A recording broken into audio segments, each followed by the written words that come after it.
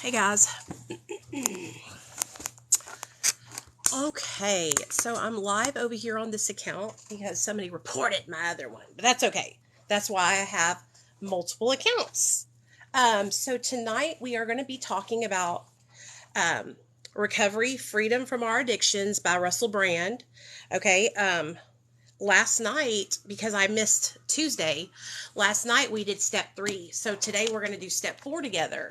So if you guys want to come and listen to me read it and talk about it, come on out. Let's do it together. I'm going to be posting this over on my YouTube channel. So if you miss it, you'll be able to rewatch it there. But it's a really broke down way of doing the 12 steps, and it's a lot more understandable than the AA big book. Okay, and so come on y'all, let's hang out, let's do this together. I did go live on Facebook, you guys, and I posted that video already, just like explaining to people like what's been going on with what's her face. Honestly, like, the only thing I can do is like share with you guys what's going on to make you aware of it, but there's like, I can't do anything about it. Like, I have reported it to the police. I have reported it to the board of ethics. I have done everything. I've done everything that I'm supposed to do on my end. So the only thing I can do is pray that she will have a change of heart and just start to leave me alone. I do my best to just ignore her, but like, I've gotten kind of riled up recently because, you know, people are talking about it. People are calling her out. And so it's like, finally, when I have been harassed for a whole year, it's overwhelming after a while. And I felt like I was the only one who was being harassed. And come to find out, there's like 15 other people who she's been doing this to too. She has called their jobs. She has called medication assisted treatment programs to try and get them kicked out. She has went to the extra mile to try and hurt and harm people because she doesn't like them. And all these people are trying to do is help people. That's all. And that's all I'm trying to do. Before we ever get started, I am not a doctor. I am not a counselor. I'm not a therapist, and I'm not a nurse. I'm not a medical professional. I am a drug addict in recovery, trying to share my story to relate to other people who maybe have gone through the same thing. I just saw the video you made. I can't believe you made a mistake and corrected it. I mean, you are human. Exactly. I was talking to Dr. B about it because I was like, did I really make a mistake? Because naloxone is just not active in Suboxone, and I stand by that. Buprenorphine is the active ingredient. And so what people don't understand is that I literally have like a doctor that I can ask any question I have. I can call Dr. B. I could text Dr. B. And so I really do that. So that way I don't give out misinformation, And I became a counselor. I love my life in recovery. That's awesome. Good job. See, I totally support you in doing that, but for me, I can't do that, man. Me and counseling would not be good because I would be all kinds of trouble all the time because I care too much. I'd get fired from my job for letting the kids move in with me and shit like that. You know what I mean? Hey Jenny, what's up, girl? What? Look at what?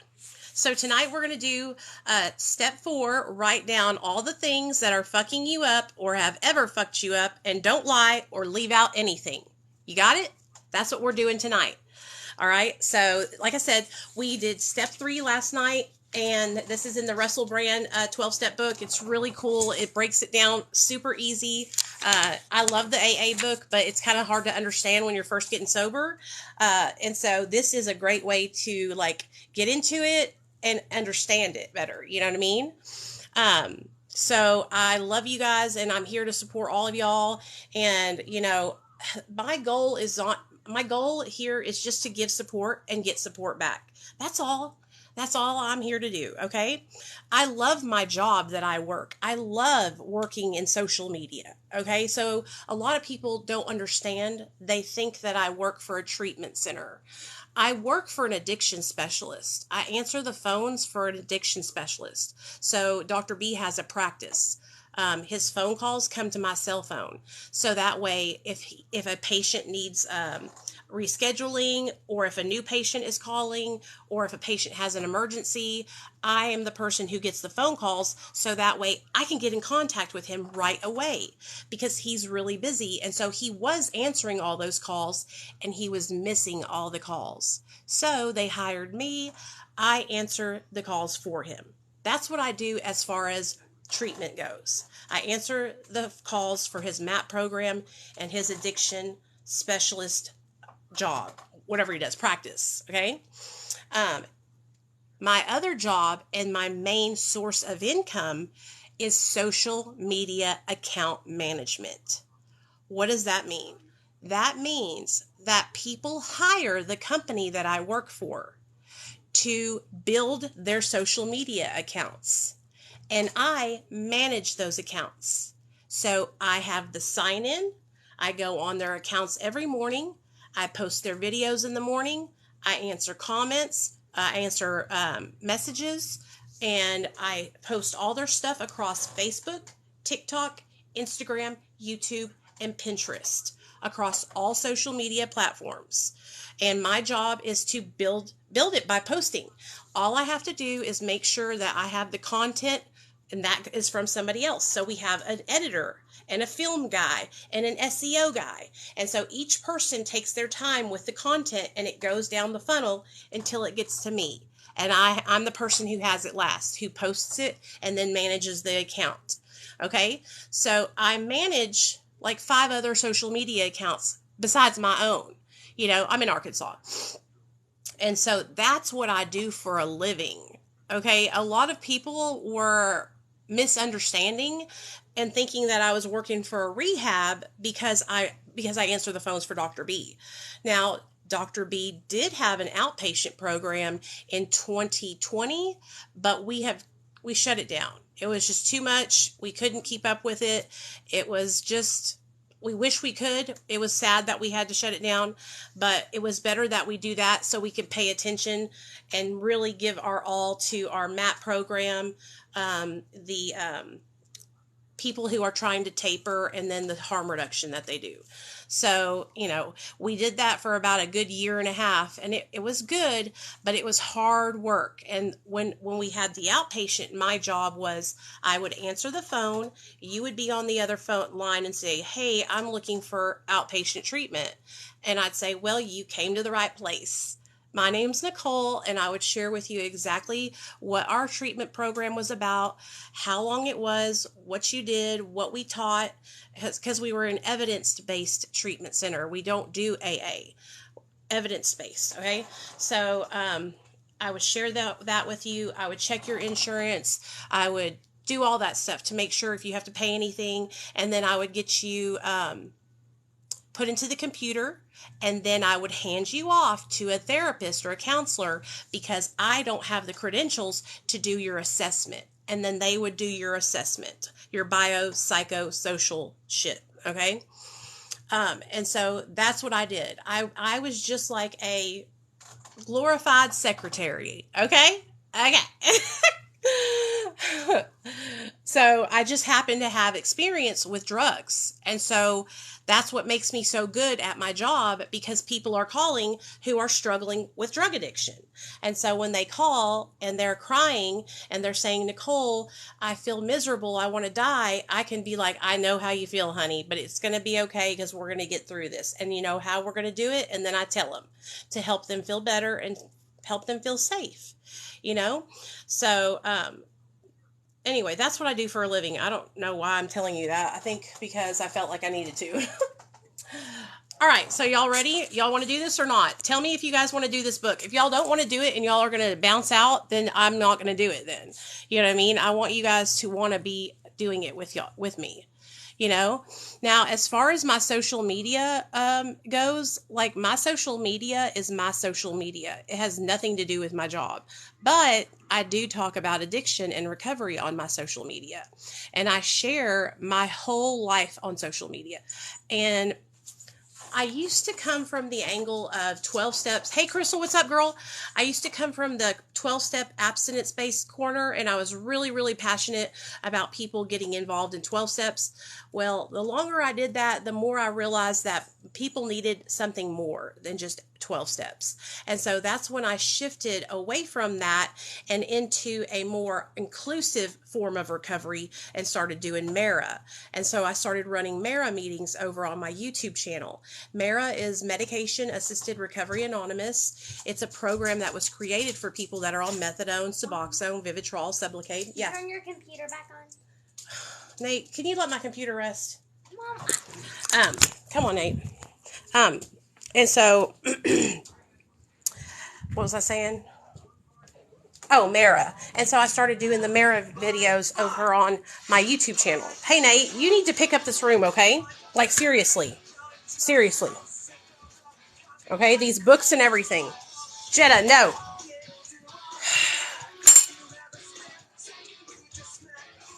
Hey, Missy, what's up, girl? So, all right. I always feel like I need to explain to people that because a lot of people, they misunderstand my job. Okay, here we go. Let's do this. This is going to be good. If you guys are into this kind of stuff, you'll like it. If not, you won't. All right, here we go. If you have any questions, just ask.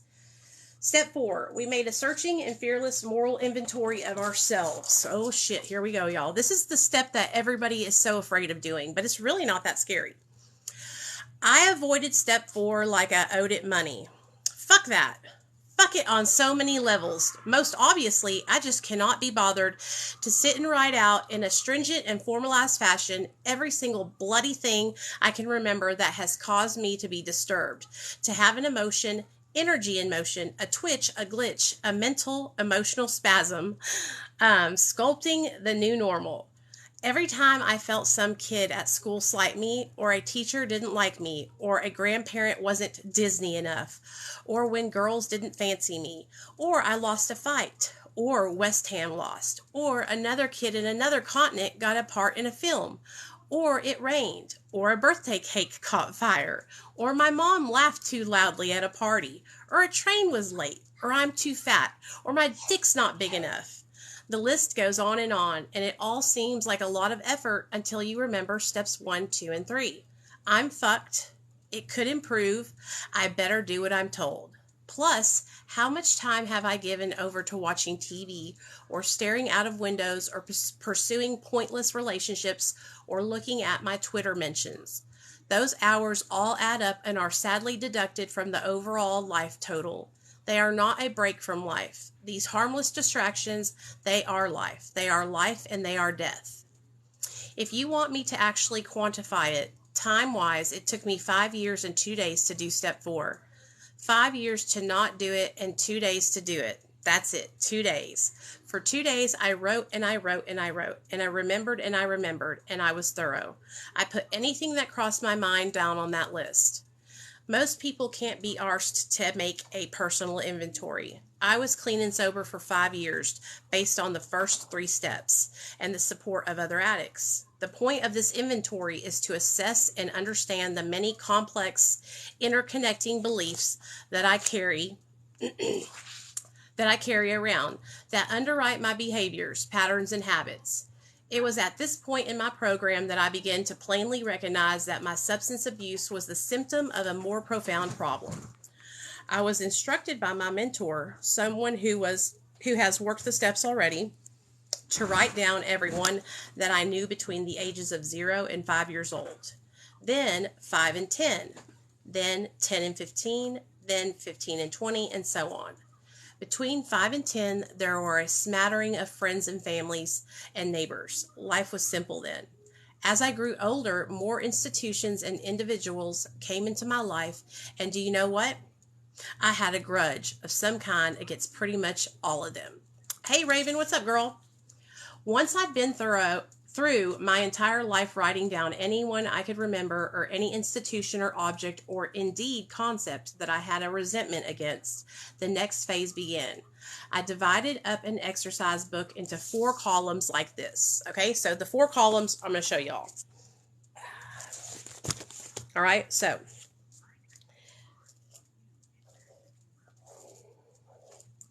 column number 1 is I resent.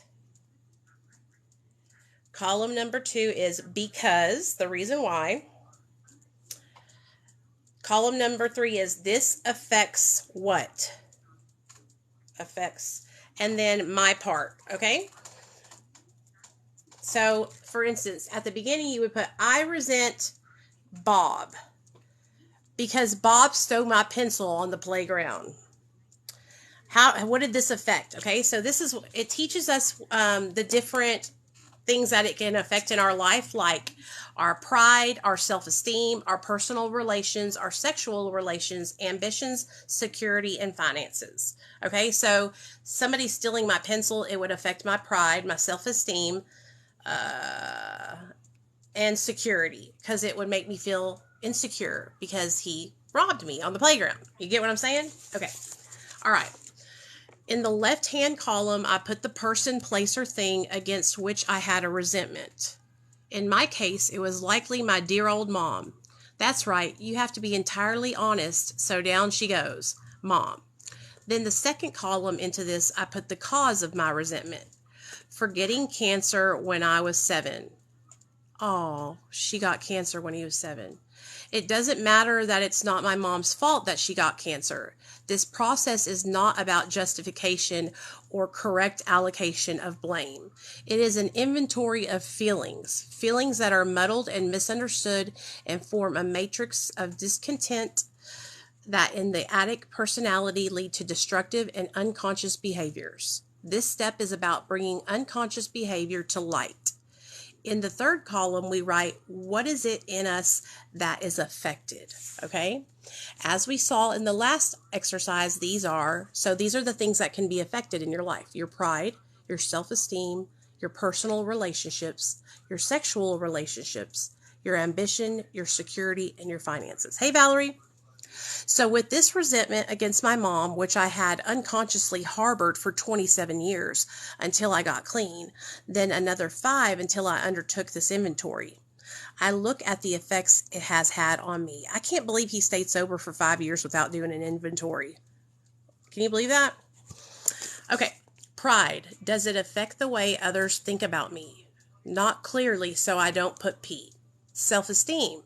Do I feel guilty or ashamed about it? Actually, yes, because another relative told me, and I believed, that my mother being sick was my fault because I was bad, which incidentally is a whole other resentment in itself that will have to be worked through separately. So self-esteem goes in the third column. Personal relations. This is not how I saw the script for my relationship with my mom panning out, so this area was affected. Many subsequent relationships with women were also affected by this. So how his relationship with his mom affected his relationships in the future with all the women that he ever dated. You know, and that happens for a lot of guys and girls too. Okay? I have been overly reliant on women ever since. So PR goes into the third column. Okay? Personal relations. The next area is sexual relations, which would be like your, boyfriend or girlfriend or whoever you're doing it with. Now, we don't need to reanimate the corpse of dear Sigmund Freud to deduce what my subsequent sexual relations have in some way been affected by my relationship with my mother. And this illness and my resentment about it are defining aspects of that relationship. So SR goes in the column. So it affects his sexual relations. This is in turn affects my ambitions to have a normal and happy life. So that goes in the column. My security, my requirement for basic domestic fulfillment was also for a long time affected by this resentment. So that goes into finances. The final category are not affected in any obvious way, so there is no need for finances to be there. So at this stage, the resentment grid would look something like this. I resent mom for getting cancer, and then he puts what are affected. Okay? Okay. Now, my analysis of myself, my own psyche, and its various attachments and consequences is obviously subjective. That is why this process is undertaken with the guidance and experience of a mentor. The fifth step is ultimately about sharing this inventory with at least one person, ideally the one who guided you through its construction, and it is this confession that helps to realign your perspective of these events. In a sense, we rewrite our past. We change our narrative. We reprogram ourselves. There is no objective history. This we know, only stories. Our character is the result of this story we tell ourselves about ourselves, and the process of inventorying breaks down the hidden and destructive personal grammar that we have unwittingly allowed to govern our behavior. At this point in the exercise, we are reminded that we have to let go of our opinion of how other people, places, and things ought to be. My mom, my girlfriend Laura, and the government of North Korea are not obliged to moderate their reality in accordance with my whims. If I make my happiness contingent on them behaving in a certain way, I am fucked. Okay, so expectations, right? Expectations are resentments waiting to happen. So if we,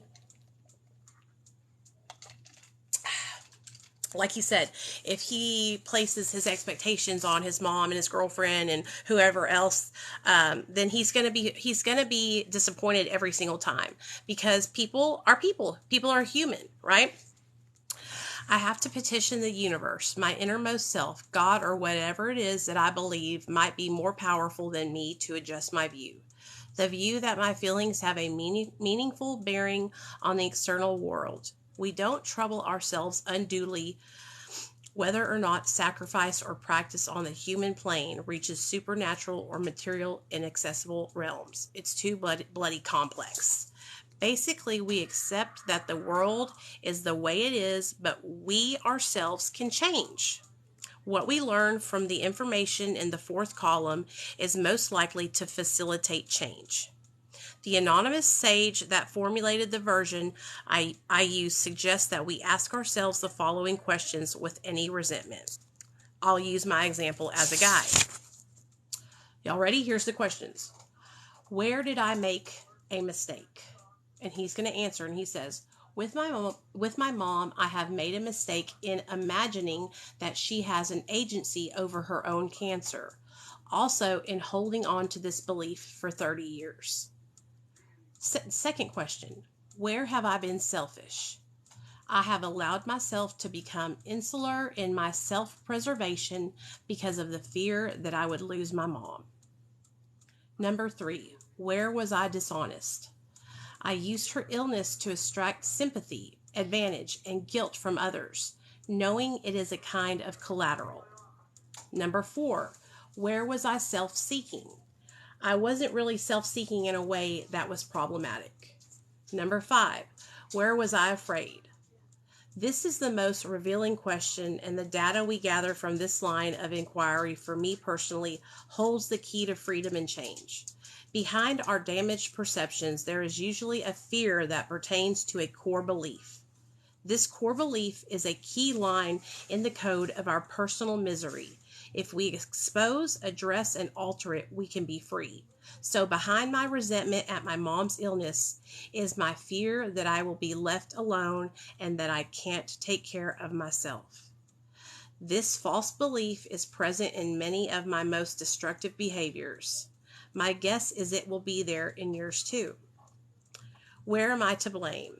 In this instance, I am not to blame. Where am I at fault? This question asks us to look at our defective characteristics, which are usually present when we are resentful. Some examples are arrogance, contempt, cowardice, cruelty, disobedience, distrust, domination, envy, gluttony, impatience, impotence, indifference, intolerance, jealousy, lack of discipline, laziness, lust, malice, overambition, oversensitivity, presumption, pride, Pugnancy, retaliation, self-pity, sentimentality, shame, snobbery, timidity, vanity, violation of confidence, wastefulness. Usually when I am disturbed, fearful, or disconnected, I am exhibiting some of these traits. In this resentment, self-pity, sentimentally, intolerance, and laziness are all present. Hey, what's up? Where was I wrong? This crosses over categorically with mistakes and blame, is there to specifically identify people that have been wronged by your behavior. In this case, my mom has been harmed by my subsequent unavailability. So I make a note of that as it will become relevant when we reach step 8. The fearless and thorough consideration of all these questions ensures no data will be left uncovered if we are honest, open, and willing. The completed grid for this resentment looks like this.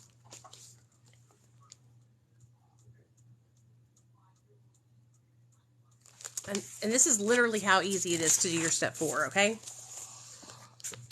This grid acts as an aid memoir when you share its contents with a person guiding you through this process, or if you are doing it remotely without guidance, which I wouldn't advise, the person you choose to step 5 with. After you have completed this process for 20 representative resentments that give a clear depiction of your life's patterns and habits, likely a few ex-partners, family members, anyone that has severely, hey, what's up, man? Severely transgressed against you, school bullies, grandparents, strangers, Christmas, monarchs, road users, and Facebook. You will have a clear understanding of the coordinates of your worldview. Now it is time for our specific fear inventory. Go through your entire list looking specifically at the fears in the 4th column. Here is the method for arriving at a core fear as opposed to a superficial one. You have to chase fear down to its essence, like you're hunting a tenacious mosquito. For example, I may be afraid of going for a job interview. Behind this is the superficial fear I might not get the job. So what? Well, if I don't get the job, I won't have enough money. Again, so what? If I don't have enough money, I will be poor. If I'm poor, I won't be able to look after myself. So the core fear in this case is I cannot take care of myself, can't look after myself. Or perhaps you are resentful because you asked someone on a date and they knocked you back. Or someone rejected your friend request on social media. I am afraid that this person doesn't find me attractive. So what? I'm afraid that no one finds me attractive. So what? I'm afraid that I will never find anyone to be with me. So what? I'm afraid of being alone. Core fear, being alone. Okay? Isn't it a good thing to know about yourself that you are going through life requesting friends on Facebook and asking people on dates driven by an existential fear that you will always be alone?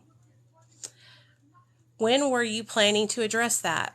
Is your plan to go through your finite human life motivated by unexamined dread?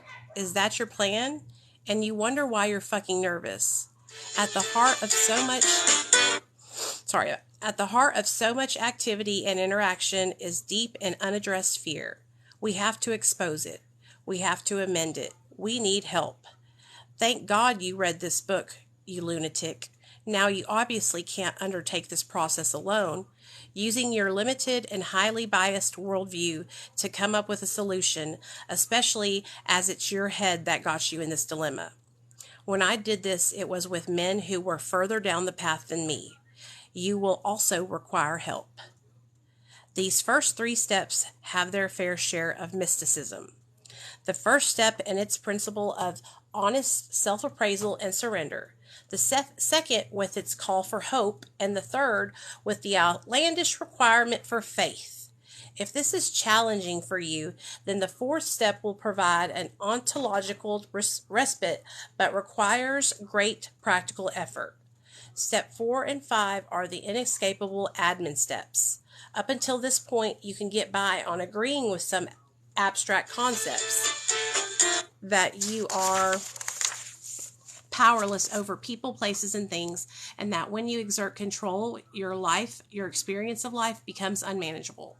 That it is possible that there is another way, that the way you live isn't the only possible way, that by conceding authority, you will access new data. So when you say that you're powerless, you guys, we're not saying that we're powerless right now in sobriety. Like when I'm sober, I have the power to make good choices. I wanted to talk about that because I've seen some people saying that they don't like the program because they have to say they're powerless. When you're talking about powerlessness, we're talking about when we take drugs and alcohol into our body. Okay, so when I take meth into my system, I lose power, I lose control, right? And I want more and more and more. Why do I lose control? Why do I want more and more and more? Because my brain has this thing called the phenomenon of craving. Okay, and that's what separates me, an addict, from a normal person. So you could have little Tweedly Dee over here who's a normal person and little Tweedly Dum over here who's a drug addict. And we could both do a line of meth. Right? Tweedly Dee is going to be like, oh my gosh, that burns. I do not like that. I'm never doing that shit again. I want to go to sleep. And they're going to be drinking milk, eating all kinds of food, and yada, yada, yada, right? Tweedly Dum over here is going to go, hell yeah, I need more, let me get higher. And that's because our brain has a part in it that these other brains don't have, which is that phenomenon of craving, right? Our brains don't process drugs and alcohol the same way a normal person's brain does. And that's what separates a normal person from a person who has a disease of addiction. Can someone explain what she is reading? I'm confused. We're reading step 4 in Russell Brand's book. So what he's doing is he's teaching us how to do step 4, like a 4-step inventory. So at the beginning, when we were first started, he showed us how he made his resentment grid, okay? And at the beginning of the resentment grid, you start out with the first column and it says, I resent. So I'll give you an example. I resent Valerie. Okay, then the next column is because. Why? I resent Valerie for being late to class today. This affects what in my life? Okay, so we have instincts. Every one of us has instincts that we were born with, right? And so this breaks it down and tells us what those instincts are, which are pride, self-esteem, personal relations, sexual relations, ambitions, security, and finances. Okay, I'm playing. But what I would do is I would say, I resent Valerie because she was late to class and this affects my pride. Okay, and whatever else, and my self-esteem or whatever, right? And that would be what you would write out for your 4th step. So when you're going through your 4th step, when you're in your mind and you're getting ready to do your 4th step, you are thinking up every situation in your life where you have formed a resentment towards somebody, right? So you're writing down every situation. It could start out, like I remember one of the earliest memories I have that I put on my 4th step was Chris Kales. I'll never forget that motherfucker as long as I live. Chris Kales was a cotton top. He had white hair. That's how blonde he was. And he sat behind me in class. And I was like in 3rd or 4th grade. And I had just gotten into a training bra. Because, honey, my boobs were growing. I had boobs before any of the girls did. Okay? And we were sitting in class one day. And he grabbed that back of my bra strap. And he pulled it back. Popped it. And it broke. And I was mortified. Okay, I cried. I was mad. I hated him forever, right? Ever since I was a little kid, I had to put that shit on my 4th step. That affected me when I was a little kid. You know what I mean? It made me embarrassed. I thought, oh my gosh, everybody's going to see. They're all going to make fun of me and they're not going to like me. So when I go through and I look at my core fears in my life, for me, everything comes back to not being accepted, being rejected, not being validated. Everything. When I go, I got kicked off of the dance team because I was getting high on drugs, right? And so, or I didn't get kicked off. I got suspended. So I had a huge resentment against Miss Dyer. Now, I had two coaches, Miss Dyer and Miss Wright. Okay? I was drunker than Cooter Brown at a basketball game, and I had no bloomers on, and I was doing toe touches out on the basketball court, honey, showing my kitty cat to everybody in the motherfucking stands. And so my drunk ass went to walk up the bleachers, and I almost fell over on Coach's pregnant wife. And that is what tipped them off that I was drunk. So my friend Jessica took me to the bathroom because she was trying to sneak me out of the school and take me home so I didn't get arrested, right? So I go in the bathroom and I'm sitting down and my head, bam, bam, bam, against all of the walls in the bathroom like a fucking pinball machine because I can't even hold my fucking head up anymore. All right? So she's like, come on, bitch, we got to get out of here. So she's taking me out of there and all of a sudden I get a tap on the shoulder. And it's Mr. Brooks, the principal of our high school. And he's like, you're not going anywhere, ma'am. You're coming with me. All right. So I went into the office and that's where Miss Wright and Miss Dyer were. And Miss Wright was like, Nicole, who gave you alcohol? And that's where I continued. Nobody. Nicole, we know you've been drinking. Where did you get the alcohol from? We found it underneath a tree. Well, surely it just wasn't sitting there. A midget was there. He gave it to me. Like I had this whole midget story about a tree and all kinds of shit because I was drunk as fuck. Okay. And I remember being so angry because Mr. Brooks, him and my dad were in the Air Force together. And I looked over at him and I said, my dad's gonna whoop your fucking ass. You know what I mean? I was drunk and pissed at him for fucking pulling me out of the bathroom. He could have let me go on and go home and I wouldn't have had to be in trouble. But instead, I got fucking in-school suspension. I got suspended from the dance team and all kinds of shit. Okay? So anyway, Mr. Brooks and Miss Dyer had to go on my inventory because I held that resentment for that fucking coach and that principal all through life, okay? And what it basically came down to was I was embarrassed as fuck that other people were going to see that I was being pulled out and kicked off, suspended and all this, and it came down to that fear of not being accepted.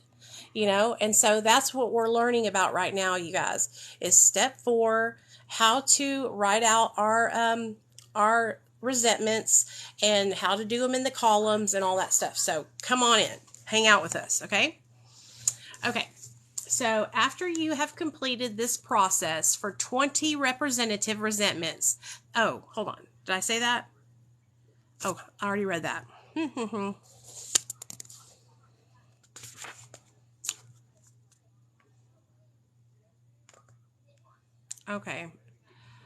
Okay, here we go. Something about powerlessness. Oh, yeah, that's where we're at. That you are powerless over people, places, and things. That when you exert control, your life, your experience of life becomes unmanageable. That is possible that there is another way. That the way you live isn't the only possible way. That by conceding authority, you will access new data. Okay, it was obvious I was powerless over heroin. It was clear that the people that taught me this program had found another way. It was plain as day that I needed to be taught new skills. In the case of straightforward addictions, you get to work a kindergarten version of this program. The object, the symbol, is clearly defined. It isn't easy. No one likes going through withdrawal or delirium tremens, but it does have the advantage of being easily identifiable. The problem of denial is hopefully easier to confront. If you're chugging through life in a job you kind of dislike, a relationship that you are detached from, eating to cope, staring at Facebook, smoking, and fruitlessly fantasizing, you can sit glumly on the conveyor belt of unconsciousness, discontent until it deposits you in your grave. We take stock of all the beliefs and resentments that populate our conscious experience of the world. If this is done thoroughly, we begin to see where our explicit beliefs intersect with our unconscious beliefs. An example. My former belief that I needed to sleep with a lot of women when unscrutinized, could pose as a culturally acceptable, cool, fun, aspirational, harmless. Once thoroughly inventoried, this behavior was exposed as desperate, pitiful, toxic, and lonely. The behavior had been designed or adopted as a strategy to prevent pain, to prevent rejection. When you check Facebook or browse to consume or obsess about going out, what unconscious motivation lurks? Obviously, you don't know. We are after all dealing with the unconscious. It's likely the architecture of your belief contains pillars such as there's nothing wrong with it, everyone does it, and there is nothing better I could be doing. This will be challenged, possibly overwhelmed by the first 3 steps. In step 4, we get a detailed understanding of how these codes combine and perpetrate certain behaviors. In step 5, we begin to experience the revelation that is only found through connection to another. Okay. For me, this process challenged for the first time a great many of my defining yet unexamined beliefs. No one understands me. No one understands me. No one loves me. I am alone. I am worthless. I am different to everyone else. I cannot be loved. These constitute cumbersome personal baggage. Every time I iterate those beliefs, I feel the abdominal pain of their power and the tearfulness of this condition. Back to you. Are there things about yourself which you have never told anyone? Are there things about yourself that you have never told anyone? Way back upon the creaky floors of your childhood, in your solitude, the shadows of your private mind, the things you've done and said and thought that compound and contain you. Shameful things, sexual things, often solitary acts, but sometimes not. Sometimes agonizing stabs of cruelty you've inflicted on people you love. Or the moments where reality itself seemed to tear as they looked into your eyes and told you you are nothing. And for a moment you stand there adjusting to the pain that someone could say that to you, and what that must mean about who you are. Or what it means to be cruel, to have hurt someone, to feel the cords of love that bind, split and flail, and to fall away into yourself engulfed but absolutely alone. And you do what humans do. You accept and you adapt. You build the pain into the story of who you are until it isn't pain anymore. It's just another piece of who you are. So I want you to think about that. What's something that you have never told anybody? Like it's your most shameful thing and you keep it a secret. Nobody knows about it. Okay, hold that thought. Okay? Okay. I was touched as a child, and I felt the warping like flexed glass, not entirely unpleasant. It was, after all, attention, but I knew it was a glitch, like a memory I was waiting to have, like a stone on the path that I knew I would not pass, but pause to pick up and carry with me, uneasily in my pocket. Finding ways to incorporate this transgression into my understanding of the world, stitching it into the fabric of my understanding. He didn't say what button. What's wrong, baby? Nothing. Okay. Nate's being... If he's being nasty to you, Nate, then hang up on him. Okay? Mom is ill a lot. They say I am bad. My dad does not like me.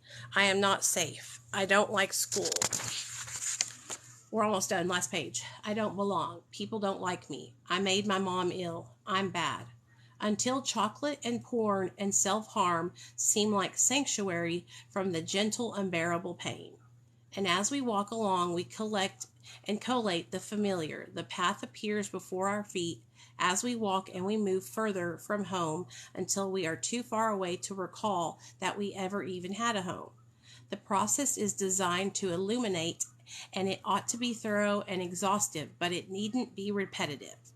I have learned that from a legitimate grid of behaviors, thoughts, and feelings, I cast and project the apparent variety of my chaotic life. When analyzed, I can see how there is usually a simple pattern creating this apparent mayhem. I did this under guidance. Having completed your inventory to the best of your ability, you then share it with God, yourself, and another human being. This is usually your mentor or guide, at any rate, someone you trust who is further down the path you hope to walk.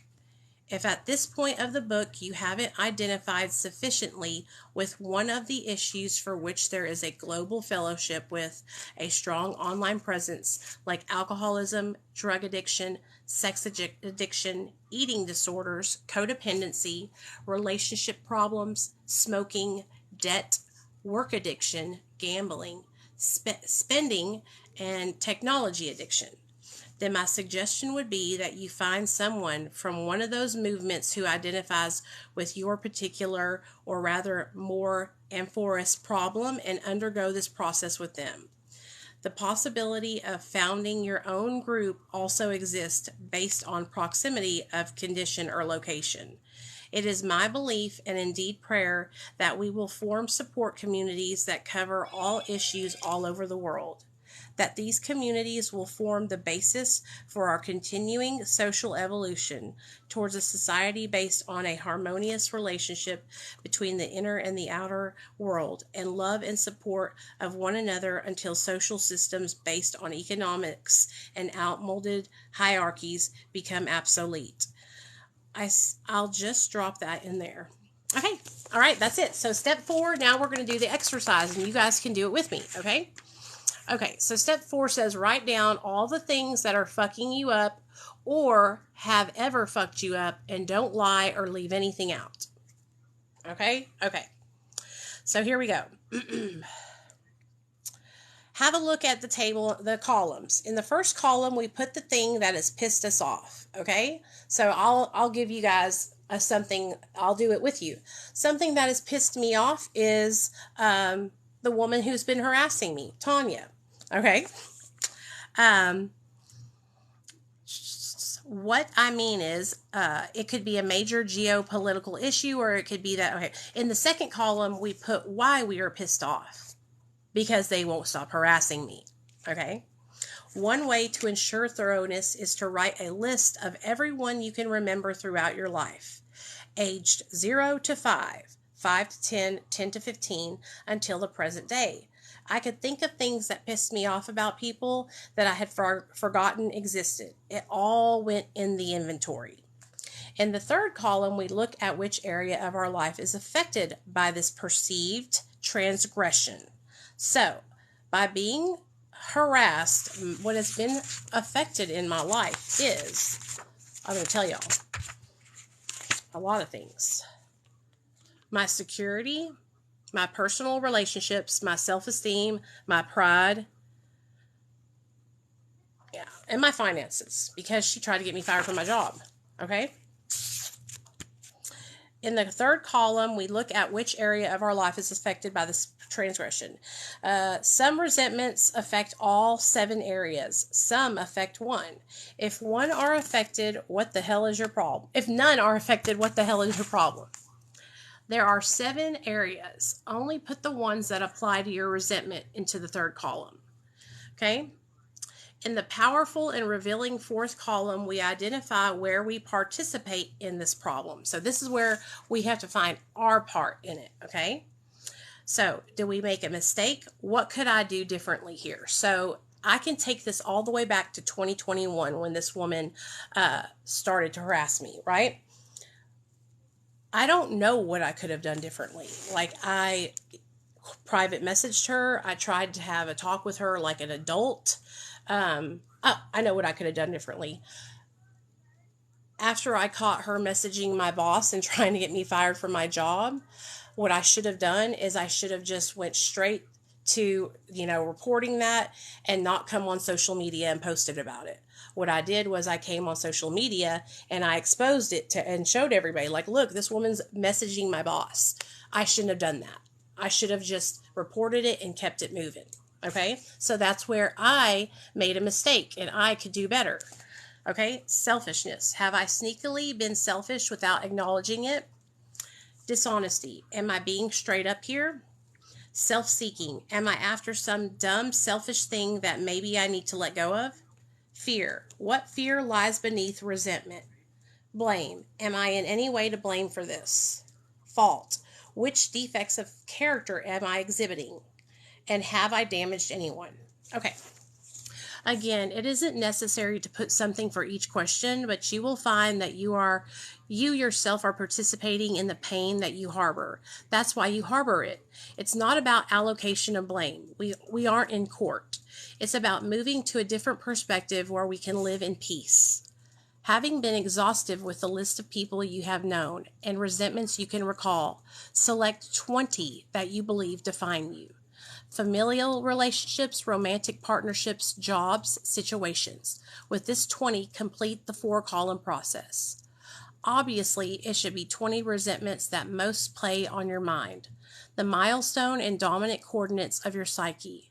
In my opinion, and in the creed of these steps as written, it is considered crucial that you undertake this process under the guidance of someone that has previously completed it, with whom you have no conflicting connection.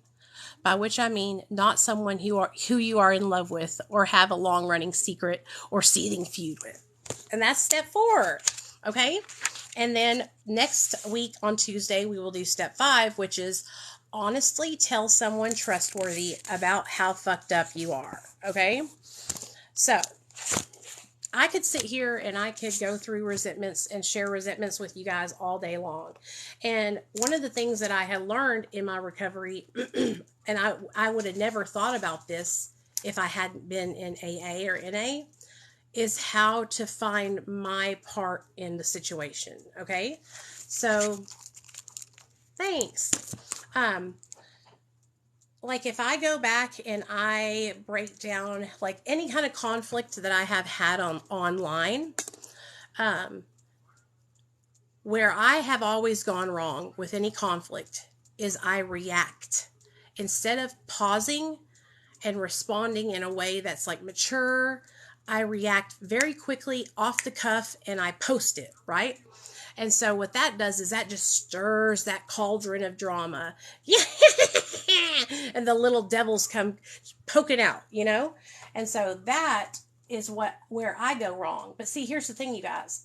You see how I am able to identify my mistakes and where I go wrong? I got to brush my teeth. The people that I'm dealing with, they are not even willing to take any type of responsibility.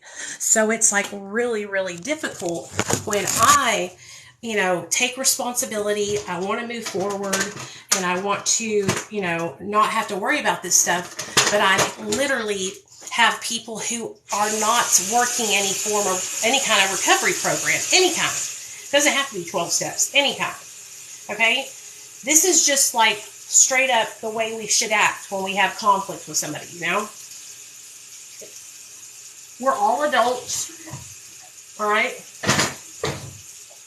What I always tell people is I tell them this. All you have to do is message me, okay? I am the most open-minded, understanding person you will ever meet, okay? All you have to do is message me and say, hey, Nicole, you said something the other day and it really hurt my feelings. Or, hey, Nicole, I saw the video that you made and it wasn't correct. You need to correct it. And I'll say, oh, really? Where is it at? Let me go see, and let's get that down.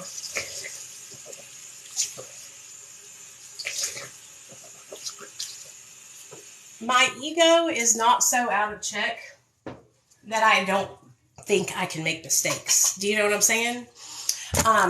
And I've worked really hard to get to this point in my sobriety, okay? Like, my pride and my ego used to be so strong that I would never take responsibility or back down, right? But that's the thing. That's because I was sick and I didn't have any kind of recovery,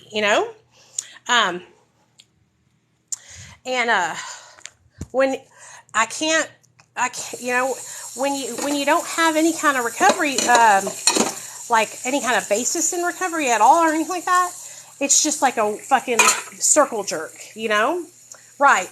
And here's the thing. I know I can't control people. I know that. But here's what the things that I'm trying to point out. I can't control it, but these are other women who are in recovery also. So what I'm trying to do is I'm trying to bring it to people's attention to see, like, hey, this isn't right. This isn't how other women in recovery should be treating each other, you know? I do know that people are going to make videos about me because I have a large following, okay? I totally understand that. And you know what? I welcome that. I welcome people making videos about my content or about me, because the more videos you make about me, the more people will find me, okay? But what I'm not going to put up with is harassment, okay? So, like, you know, making content about me and saying, you know, I don't like this girl's content, she lies, or, you know, I don't like this girl because she's on Suboxone. Hey Jen, what's up? Or whatever. One video, it goes up, bada bing, bada boom. But the obsessiveness, the consistent obsessive harassment is what I have a problem with. And that is why I'm upset, because this woman has called CPS on me. This woman has called the state police on me. This woman has called the Board of Medicine on me. This woman has tried to get me fired from my job. You know what I mean? That is not acceptable, and you shouldn't accept that either. If somebody is harassing you to that kind of point, that's unacceptable. Sure, they don't have to like me. They can have a different opinion, you know, and not like my content and not like me, but there's no reason for any of that other stuff. And here's the thing, straight up, it's illegal. Okay? It's illegal what she's doing. Cyber stalking, cyber bullying, that's illegal. Okay? And so, you know, have a different opinion than me. That's fine, right? I wouldn't care if the bitch posted a video every day disagreeing with my content, you know? But here's the thing. That's not what she does. She makes up slanderous lies. And she lies to fit a narrative, you know? And that's not right. And I'm not going to allow somebody to do that without me standing up for myself. You know what I'm saying? And I will tell you guys this. I'm just so grateful because Sarah, the recovery bully, Zach the harm reduction guy, and several other content creators are standing up. And they're saying, hey, she called my job, tried to get me fired. Hey, she called my MAP program, tried to get me kicked out of the MAP program. That's crazy, guys, okay? It's not just me that she's doing this to. And so that is why we are speaking out. And that is why a lot of us are going to be emailing people and all kinds of stuff to let them know, hey, this is what your person is doing, you know? You might want to talk to her about it. See, here's the thing. This is where everything gets blurry, okay? So I'm in another state. I'm in Arkansas. And so what I would have to do is I would have to press charges on her. I would have to get a lawyer and go to the whatever state prosecuting attorney. I would have to go to the state prosecuting attorney, and I would have to pay a lawyer to press charges on her. And I just don't have the money to be throwing at a lawyer. You know what I'm saying? So, and that's what I have done. That's what I've been doing. So I have been ignoring it, moving along, not worrying about it. But just recently, all my friends who have also been victimized by her, and I didn't know that they were doing that to her, that she was doing this to other people. So all these other people are coming forward now and making videos and saying, hey, she did this to me. She's done this to me. And it's like, wow. If you guys just, y'all, Valerie, you don't even know, girl. Like, if you could see all the people who are coming forward because this woman has harassed them. And I'm not talking about making 1 or 2 videos. I'm talking about straight up harassment. Harassment.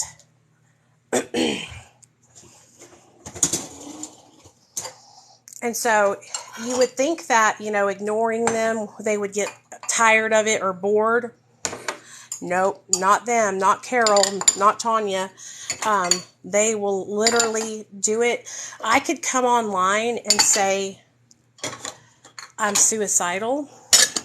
I can't take this anymore. Please stop. I don't know if I can do this. And they would still do it.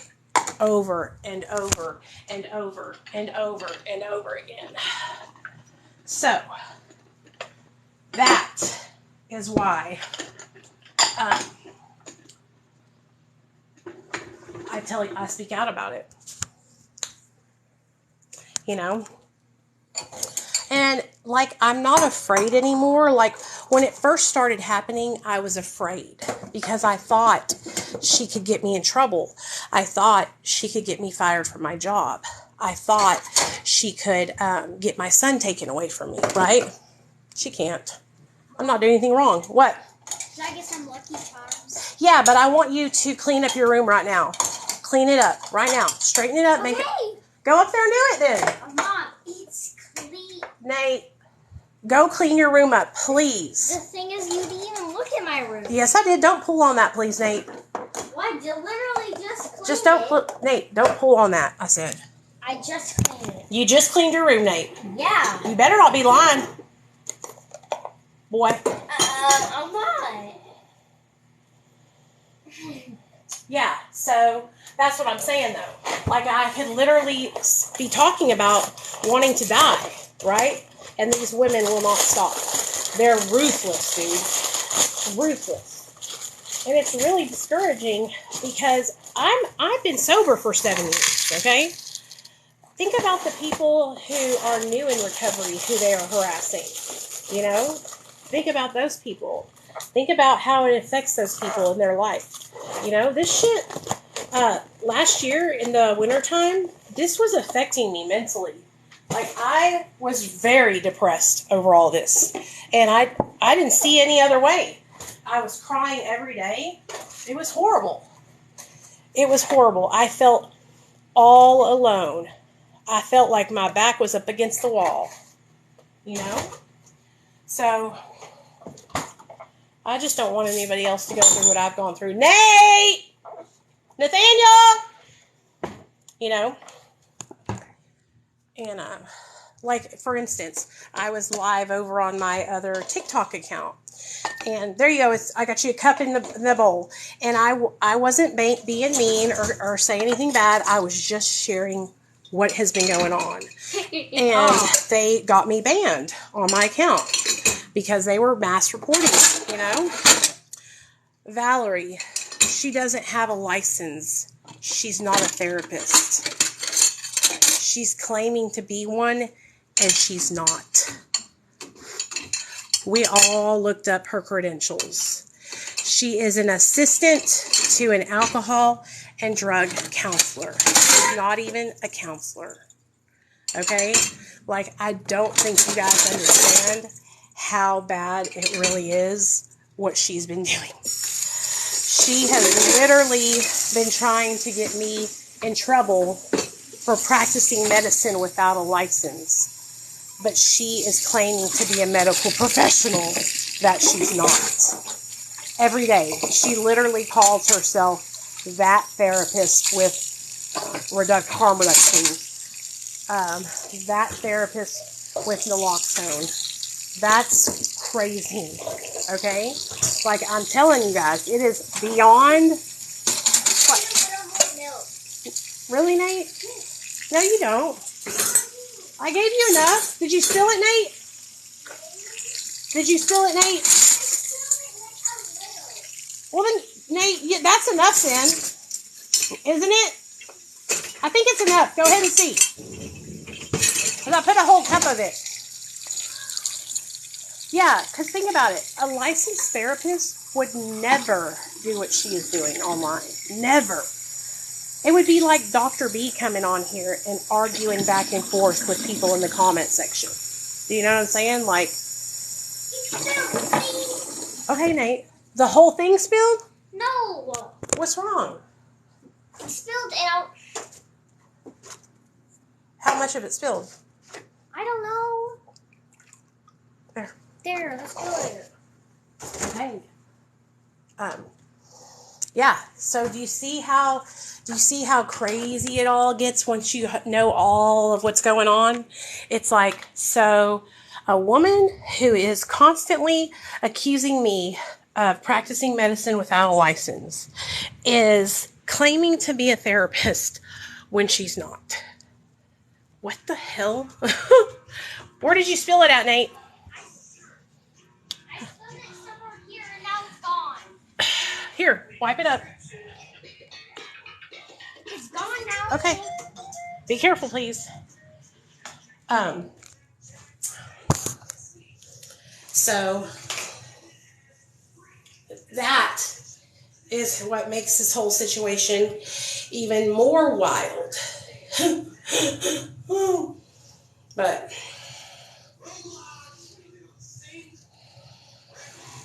yeah, that's what makes it even more wild. All right, so we're going to do my face. I love making content about addiction and recovery. And that's all I'm trying to do, is make videos about drugs and alcohol, right? And share about my recovery and connect with you guys. That's all. That's all. Nothing, I'm not trying to do anything, faulty. Just want to have a good time with you guys. Me too, girl. Me too. It's very, very crazy. That's why I'm so adamant on speaking out. Okay. So, what did you guys think about the step 4 reading? Did that help you guys understand step 4 a little bit better? Or was it still not understandable?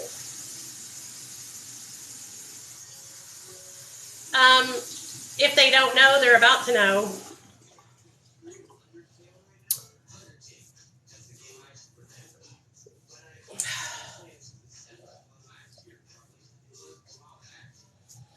So, it's really sad how much this has gotten out of control. I honestly, if she would just drop everything and just leave all of us alone, I think that everybody would just walk away from this, because she has doubled down and continue to antagonize other creators and stuff, it just makes it even worse. Yeah, it's gonna be pretty crazy. It's not gonna be good for anybody. I am very fortunate though. They started trying to get me fired from my job when I first started here on TikTok. Okay, the moment people found out that I worked for Dr. B, sorry guys, I'm cleaning my ears. They started trying to get me fired from my job because of jealousy. That's all it boils down to, is people just being jealous. I don't know why. I work really hard, dude. People don't want my job. I'm telling you, it's hard. Okay, so we're going to use this Brighten and Correct vitamin C serum. Hey, Life.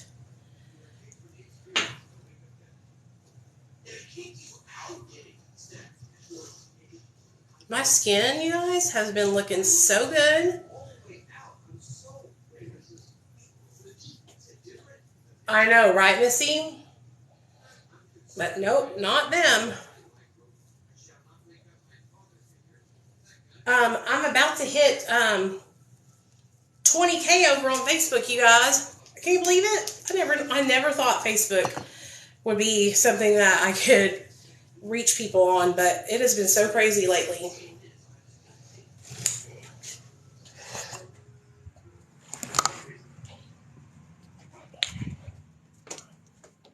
Okay. A little bit of lotion on the face, and then we are done with our skincare. This is the Clinique lotion. I steal it from my husband because I bought it for him. When I met my husband, I taught him about skincare and how to make sure his little eyes don't get a lot of wrinkles, because he is a ginger, so he has really sensitive skin. So I had to school him. But he's always been a little fashionista. When I first met him, he loved to go shopping and take me to look for clothes, and he would pick out my outfits for me. Like, seriously, he's always been super duper fashionable. And when I was thin, I liked to go shopping, you know.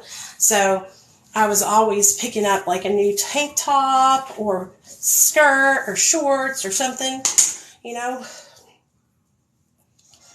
Yeah, I like Clinique too. They're good brand.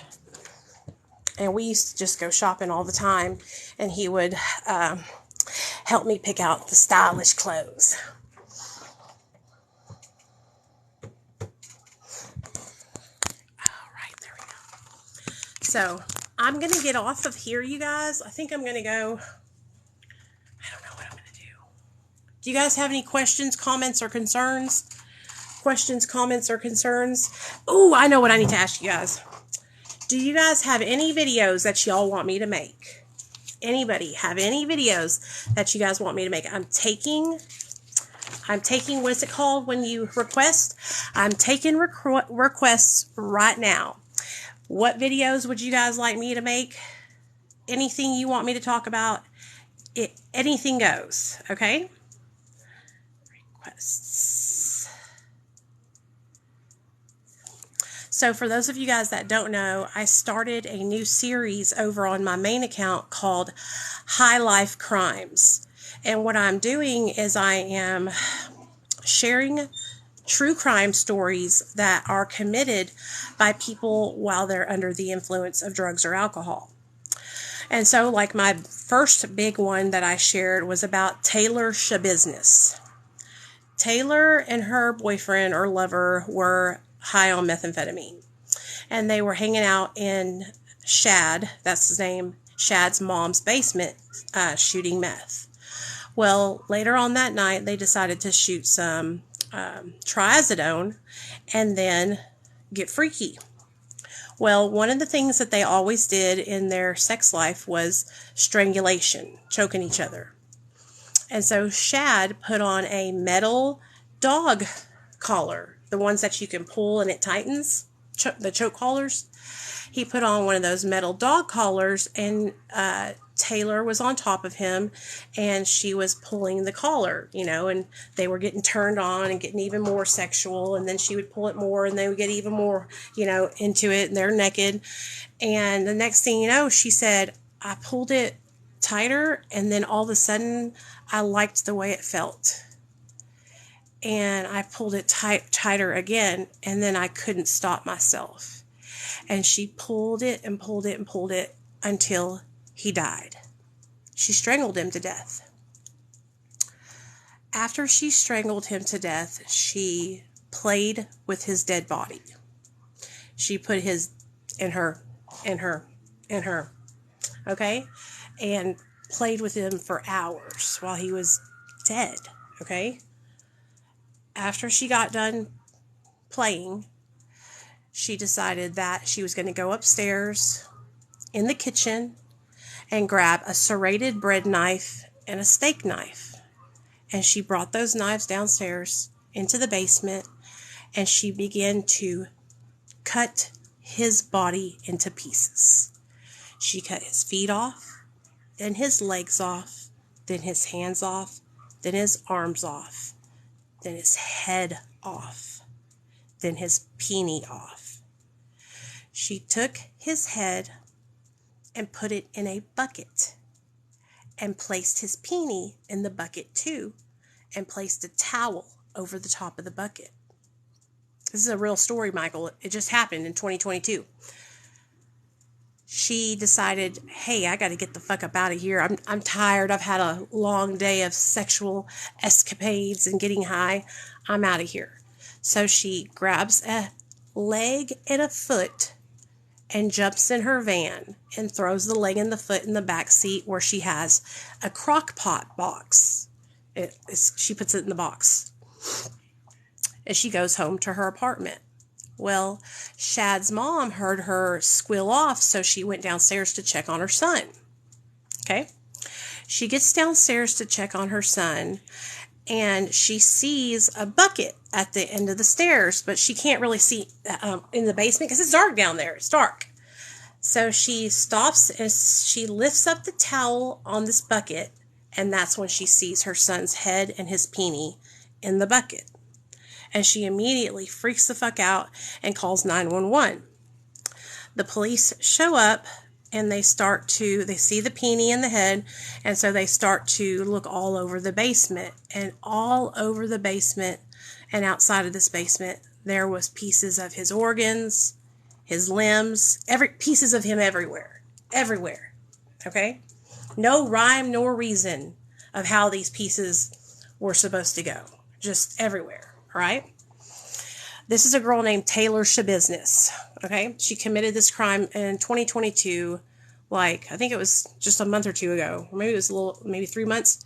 Anyway, so the police know that she was the last person. The mom says, Taylor was the last person over here. You know, Taylor is Shad's girlfriend. And so they drive over to Taylor's apartment. And they see her van, so they start looking in her van. And she sees them outside. So she comes outside in a sweatpants outfit. And it's bloody, just drenched in blood from head to toe. Dried blood in between her fingers, underneath her nails, all over her shirt. And she comes out, and the police are like, hey, we just left Shad's house. What's going on? And she said she thought that they were there to pick her up on a warrant. And they said, no, we need to know what happened to Shad. Something bad happened. And she goes, oh, that's fucked up. And then she proceeds to tell them one by one what she did. She said, I started to strangle him. We always did it when we were having sex. It was kind of like a kinky thing we like to do when we were having sex and shooting meth. If you've ever done meth before intravenously and had sex, y'all know what I'm talking about. It's crazy. And you will do some stuff like that, okay?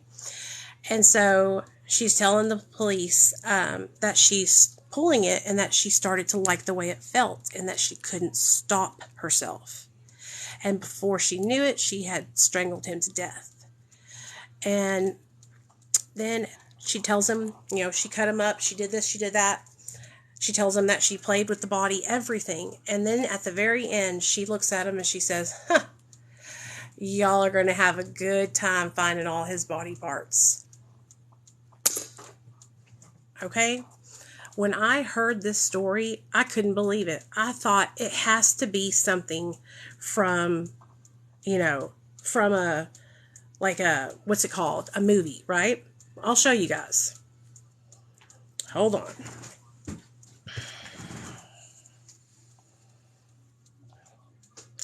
Taylor Shabiznes. Okay. Here we go. So it says July 5th, 2022. This is her plea. She put in a plea. Wisconsin woman pleads not guilty to decapitating and dismembering her sex partner. Judge sets October trial date. Okay?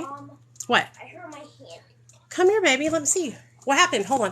What happened? I hurt my hand again. Well, let me see it, buddy. Come here. Let me see. What's wrong?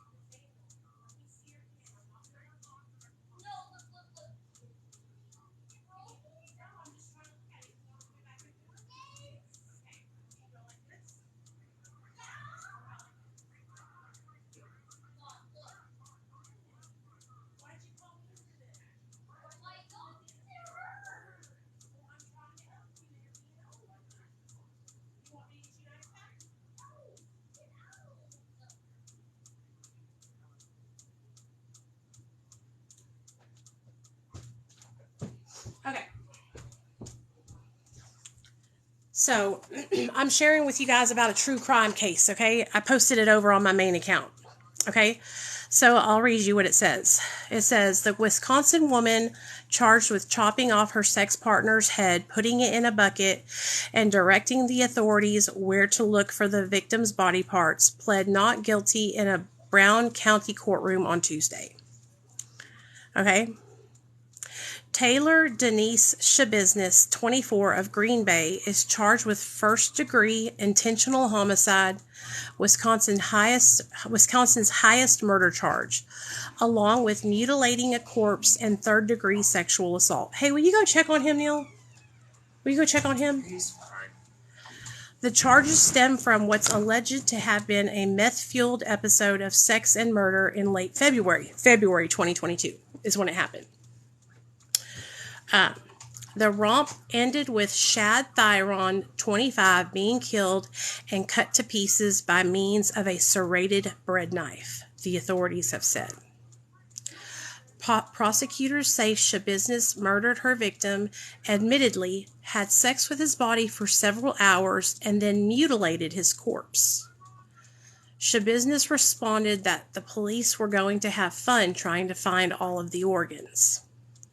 Brown County Assistant District Attorney Caleb Saunders said earlier in the case when discussing the defendant's arrest, Shabiznes is also said to have explained to the authorities that the serrated knife did the best job of severing the victim's body parts when compared against other possible kitchen implements. Thyron's mother found his head in a bucket.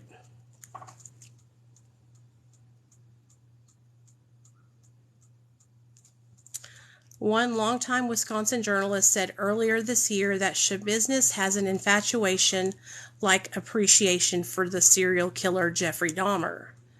In court on Tuesday, Shabiznes pled not guilty to the aforementioned 3 charges. Her attorney entered the not guilty plea on her behalf. They set the trial for October 24th. I can't wait. I'm going to be there. Other pre-trial hearings were scheduled on September and October, and the parties present suggested additional pre-trial court dates would also need to be set at some time in the future. In a previous hearing, Jolly said Shabiznes had been receiving mental health treatment since she was in the 7th grade. He also said Shabiznes has previously been diagnosed with bipolar disorder. According to the court record, Shabiznes is also known as Taylor Denise Coronado. So she changed her name to Shabiznes. She's married to another guy. And listen, okay? I used to do meth a lot, hardcore. Neil, could you ever take it this far to where you did something like that? Yeah. Exactly. What do I think should happen with her? Well, I honestly think that, she should be in prison for life or in a mental institution for life. Either or, they're both going to suck. To go that far with it, like, she didn't just, strangle him. Here's the thing. When you're in a meth psychosis, I know because I've been in meth psychosis many times. Many, many, many times. All right? For me at least, there's always a point where I can kind of snap out of it, or I know that I'm in psychosis and that what's happening is not real, but to me it's so real that I can't stop it. Do you know what I'm saying? And so I know that she could have stopped herself. At least, said, oh my God, I fucked up. I strangled him. I took it too far. And I strangled him. What I think happened is, like I said, they were getting freaky deaky, and they did this, right? They would strangle each other. And I think that she was doing it, and she was liking it, and she was getting a little too much into it. And she got too much into it, and she ended up choking him to death, right? At that point, I think that she thought, I'm in over my head. There's no turning back now. I got to take it. I got to do it. You know what I mean? I think that she felt that there was not another way, that she had to, that she's going to go to prison anyway. Might as well make it memorable. You know what I mean? So what do you guys think? You think she liked it? I would like to know, like, about her when she was growing up. Like, what was her life like as a little kid? Do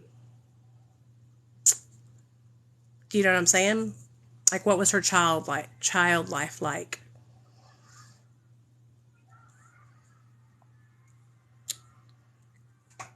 A couple people that live in Wisconsin have said that that they went to school with her and stuff. And she's a pretty woman when she's all fixed up and everything. She's not an ugly lady.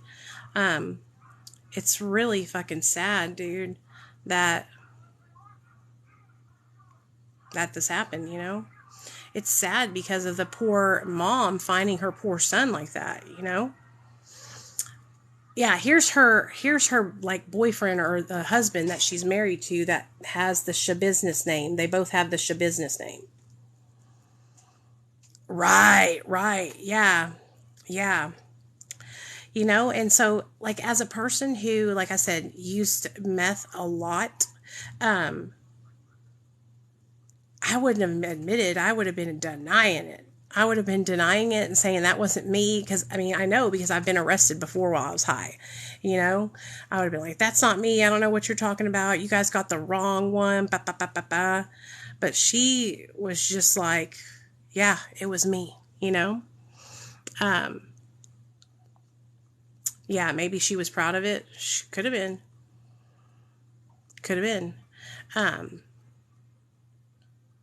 Wow, it's crazy. They're calling her Lorena Bobbitt too.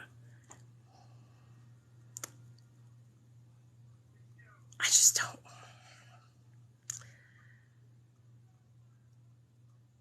I wouldn't blame it on drugs, because, like I said, a lot of you guys that are in here are in recovery, and you guys have gotten high before.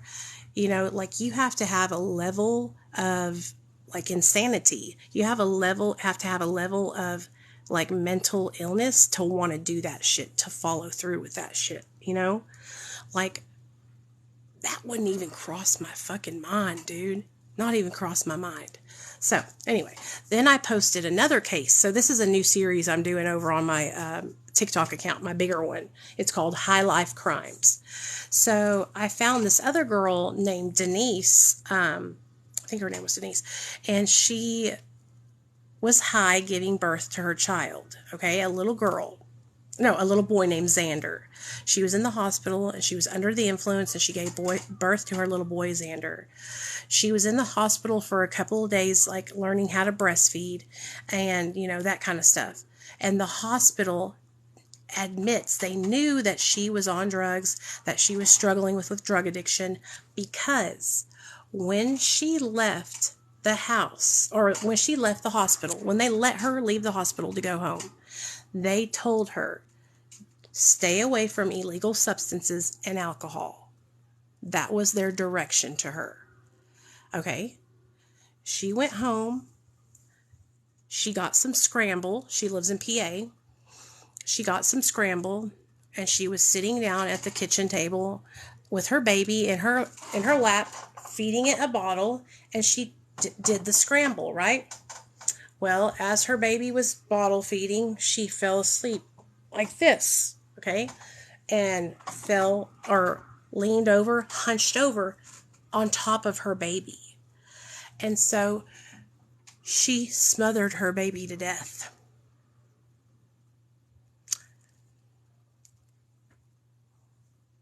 She smothered her baby to death right there in her lap. And when she came to from her nod, she woke up and the baby was dead. Hey, what's up, y'all? And yeah, I'm sure it's happened a lot. Hey, Cass, what's up, girl? But what I pointed out in this case, and the reason why I wanted to share it on my account, was because the hospital knew that she was drug addicted, that she had addiction, that she had drugs in her system. They told her, Don't do any drugs. Don't do any alcohol. I read it in the report, right? And then they sent her off, and the next day, her baby was dead. The next day. So the reason why I am pointing this out is because I have seen CPS come into people's lives and take their kids for way less shit. Way less. And what I have started to notice in these cases, a lot of these cases where these children are killed, the CPS has been called numerous times. And they just haven't done their motherfucking job. And I'm like, how the hell are they not doing their job? Because when they came to my house, they didn't fucking pass go. They didn't collect $200. They were fucking on that shit like white or rice and yanked my son out from underneath me so fast my head spun, you know? That's what I'm not understanding. That's what I don't understand. How do these CPS people get all these phone calls? And they go to the house and they see the baby with bruises. The baby has drugs in its system. The mom has drugs, whatever. And they leave the child in custody with the family. Like, that to me is like major negligence, major. So another case I found was a girl named Rachel Henry. Rachel Henry had 3 kids, a boy and 2 girls. They were all under the age of 4. They were 7 months, 1 year, 7 months, 1 year, and 3 years old. Okay? Catalea, Mariah, and I can't remember the little boy's name. They're so cute. And she and her boyfriend lived in Oklahoma. And they picked up and they moved out away from Oklahoma to Arizona to be closer to her boyfriend's family, I'm thinking. And so it was her boyfriend, her boyfriend's aunt or grandma living in the house with them, her and her 3 babies that were under the age of 5. Well, she was struggling with postpartum depression, absolutely 100%. And you know this because she talks to the boyfriend's aunt in some interviews, and she tells them that she was struggling, that she was trying to tell them that she needed help, that she felt like she was going crazy, and that she just needed to get out of the house for a little bit and have some free time, and nobody was listening to her. But she was unable to communicate that to them enough to where they took her seriously and got her some help. Right? They were helping her, get her driver's license. They were trying to help her, do little things like that, but they weren't getting her mental health treatment. So one day she was getting her babies ready to go take a nap, and that's when she decided that she was going to kill them. And so one by one, she took her babies. Now you got to understand, one of the babies, little boy, was 3 years old. Okay? And so she placed her hand over his nose and his mouth and suffocated him to death. Then she took the next one, did the same thing. And they said as she did it, she sang them a lullaby. So after she gets done suffocating all 3 of these little angel babies, right? They were literally their mama. They're looking at their mom, the person who brought them in this world, the person who they trust, they feel safe with. And now they are in terror, scared because they can't breathe. And the only person that they can see is their mom doing it to them. So she takes the babies. Hold on, Michael, I'll tell you. After she suffocates the babies, she brings them out into the living room and places them on the couch, 1, 2, 3, and says, I put the babies down for a nap. And the aunt and the boyfriend are like, okay, yeah, great job. Now you can, have some relaxed time or whatever. Well, a couple hours went by, and then even more than a couple hours, to where they were like, why aren't these children waking up? So the dad and the aunt walked over to wake up the babies, and that's when they discovered that the babies were not breathing, that they were deceased. Of course, they called 911. They tried to resuscitate them, but it was too late. Okay? Well, they come and they arrest Rachel, and Rachel goes to, she's in jail. And she is like on video doing an interview, and she's talking to the aunt, and the aunt is like, "Why, Rachel? Why did you do this?" And she said that she felt like she was going crazy, and that's exactly what she felt like. She was going crazy. So postpartum depression and postpartum psychosis is serious. I'm going to share another situation of postpartum psychosis with y'all. I was reading about another lady who she kept on she was in postpartum depression and postpartum psychosis, and she kept telling her husband that God wanted the baby, that he wanted the baby to come home. Okay? And the husband was like, "Oh, she was just, overreacting or whatever." And they went to church, and she said it to him again. God wants the baby to go home. And she said it to the preacher too. And the husband was like, "No, she's okay." And then they went home and she started acting normal again. So he was like, "It's okay." So the next morning he went to work. Well, he went to work and she went upstairs to where her baby was at, asleep in the crib. And she began to cut the little baby's arm off and killed the baby. Cut the little baby's arm completely off and was giving the baby to God. So then she calls her husband at work and tells him that she's given the baby to God. And of course her husband sends the police over there and everything, and they find her baby, with the arm cut off in the bassinet, and it's dead. And so now she went to prison. I don't know if she's still in prison, but she went to prison.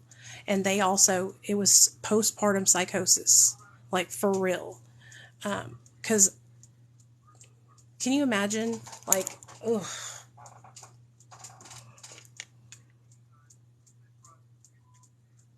Yeah, psychosis is no joke. And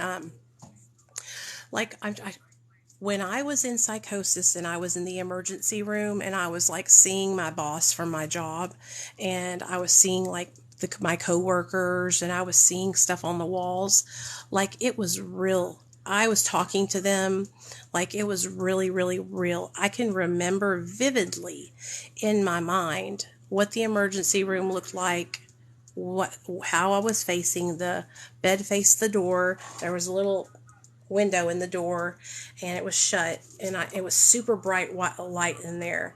And I remember thinking that I seen Miss Brewer through the window, and then Miss Frida and Miss Marva were at the door blowing crack smoke underneath the door to me. And I was over there trying to get it. I was tweaking in psychosis so bad. But I've never had like psychosis that made me want to harm anybody. Do you know what I'm saying? Now I have had it to where I was scared that I was dying and that I needed to go to the hospital. One time I thought I couldn't breathe, so I made my boyfriend take me to the emergency room because I could not breathe. I really thought, and because I was hyperventilating, because I thought I couldn't breathe, I was hyperventilating. So I was like breathing real fast and very shallow, and so I was having a panic attack. And they gave me Valium and sent me home. But that's scary shit, dude. I'm trying to look up some other cases. If you guys have any cases that I could post that are about crimes that were committed by people when they were under the influence, let me know. Crimes committed by people that were high.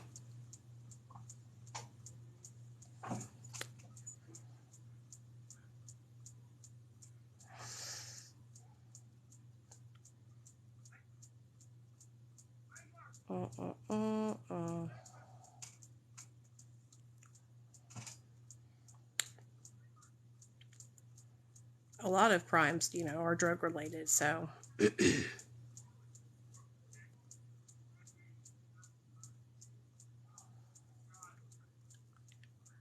Ooh, what's the name? Oshina Warren? What'd she do?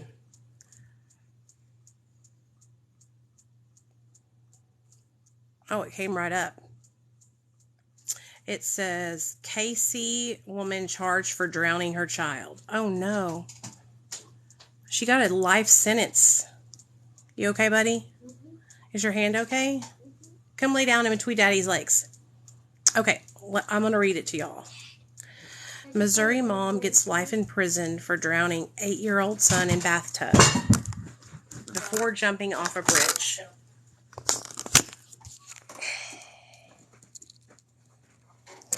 I'll go in the other room. Well, y'all always do this to me. It's okay. It's okay, Nate. It's okay. You need to lay down with Daddy anyway, because you're having a hard time tonight. Okay.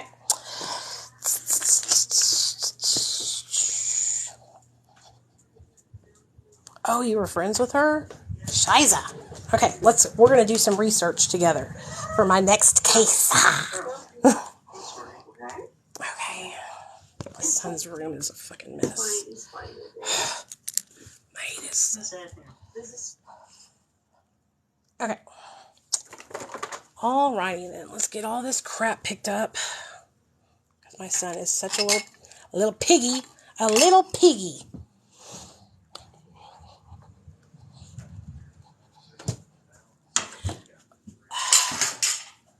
Okay. Let's do this. Let me get y'all plugged in.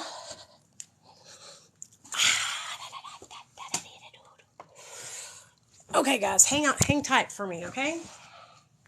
I gotta get this computer and everything straightened out. Because my son has literally been playing on my computer so much that it's basically his now. Stole it from me. Alrighty then. There we go. Alright.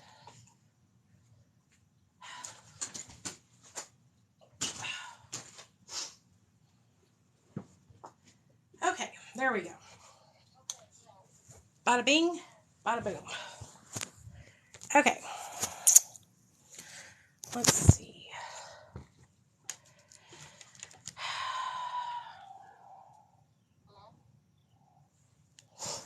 Okay. Hey guys. Y'all still there? Okay.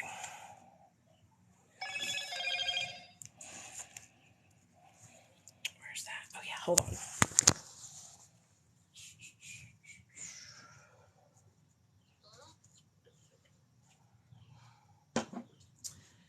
Okay. I'm going to put y'all in this little stand. And then I'm going to look up this girl. Okay? Okay. Alright, guys. Let's do this. Y'all are going to help me find my next case. Okay?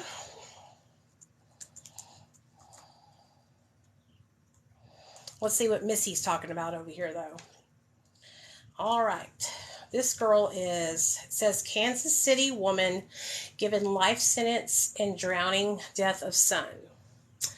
A Kansas City woman murdered her 8-year-old son by drowning him in a bathtub and tried to kill her 6-year-old son by smothering him will spend decades behind bars. A Pallet County judge sentenced 34-year-old Oshina Warren on November 2nd. Warren was previously pleaded guilty to second-degree murder and first-degree assault. Warren admitted that on June 17, 2017, she tried to kill her 6-year-old son while he was in bed. Then she drowned her 8-year-old son in the bathtub. The crimes happened while Warren's husband was at work. The younger boy called his father for help, but he didn't get home in time. Investigators said that after Warren killed her son, she drove to the Kit Bond Bridge and jumped. The Kansas City Fire Department happened to be conducting water rescue training near the bridge and rescued her. Forensic investigators said they looked at the search history on Warren's cell phone and found searches on drowning and suffocation. They also found similar search history on her computer. Warren's attorney argued that she did not deserve a life sentence because she was suffering from mental health issues at the time of her crimes. What? The judge disagreed and sentenced Warren to the maximum of life in prison. Wow. So why did she do that? Like, why? What happened? Do you know? Because since you knew her?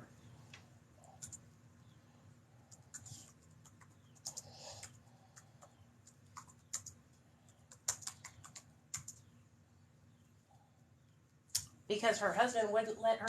Oh, okay. That's what you were talking about earlier. That they were too religious, and he wouldn't let her take medication for her mental illness. See, I bet you he's wishing he had it down, huh? Okay, so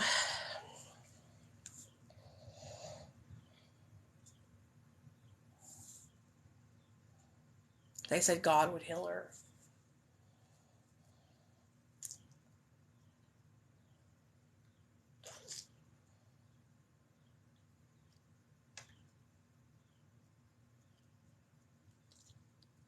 Okay, let's read this, okay?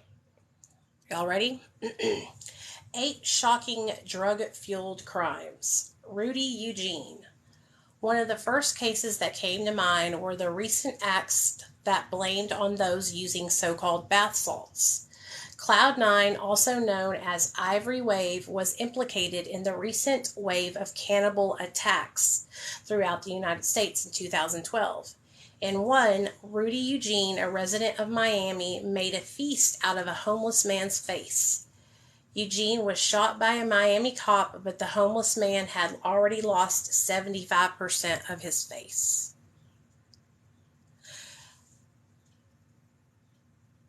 Casey, who? Jalen, who's that? Hey, Zane, Nate's not here, Bubba. Take that. Unplug that.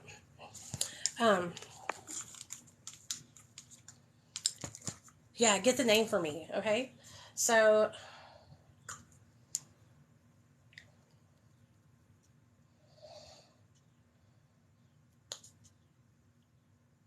ooh, this is 2 hours ago, okay? Listen up. Let's see what we got. 2 hours ago, Chico man arrested after meth suspected fentanyl found during search. Okay? All right. Microphone. Let's shut that off right now. Okay. All right. Okay. Y'all should see this, okay? Okay, Chico, California. A man was taken into custody on Tuesday following the discovery of drugs during a search by law enforcement. Agents from the Butte Interagency Narcotics Task Force, with assistance from detectives with the Butte County Sheriff's Office Special Enforcement, served a warrant at 1340 Gill Street. During a search of the home, agents were able to locate and seize 1.39 pounds of meth, psilocybin mushrooms, suspected fentanyl pills, evidence of sale of controlled substances, and more than $3,000 in cash. Whoa. And they have it all laid out right here. I'm not going to show it because I don't want to get banned, but y'all should see the shards. I'm going to show y'all. Y'all should see this real fast. I'm going to flash it to y'all, okay? Bada bing, bada boom. Did y'all see how big those were? Like, they're huge, dude.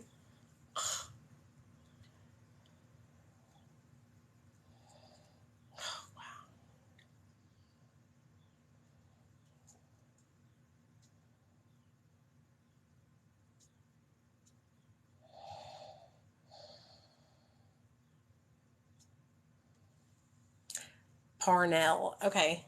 You said look her up on TikTok or on here?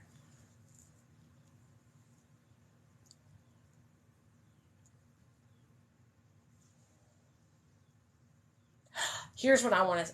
Here it is. Okay, listen. Horrific murder, no surprise, in U.S. meth hub. When a 23-year-old Fresno woman fatally shot her 2 toddlers and a cousin, critically wounded her husband, then turned the gun on herself last Sunday, investigators immediately suspected methamphetamine abuse in what otherwise was inexplicable carnage.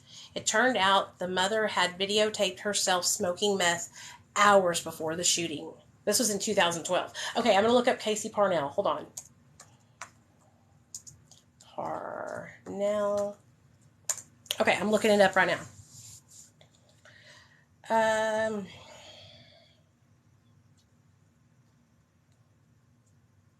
Oh, there's an Arkansas Department of Human Services thing against her. Okay, it says Department of Human Services and a minor child majority. It says Casey Parnell versus Arkansas Department of Human Services. Casey Parnell appears in the Pulaski County, that's where I live, order terminating her parental rights to her daughter, KL.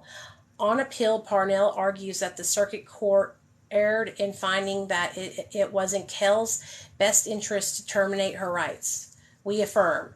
On July 2017, DHS filed an ex parte petition for emergency custody and dependency neglect. In the affidavit attached to the petition, DHS stated that it had exercised an emergency hold over KL because Parnell had exposed the child to domestic violence, had tested positive for methamphetamine and THC, and was homeless. The affidavit further noted that Parnell had suicidal thoughts. The court entered an emergency custody that same day. On July 14, 2017, the court entered an order finding probable cause for the emergency custody. On September 2017, the court entered an adjudication order. In the order, the court adjudicated KL dependent neglected based on Parnell's mental and emotional instability, housing instability, and illegal drug use. The court further noted that Parnell had been convicted of involuntary manslaughter of her son in 2012. Oh, I need to look that up. That's what you want me to see. I see.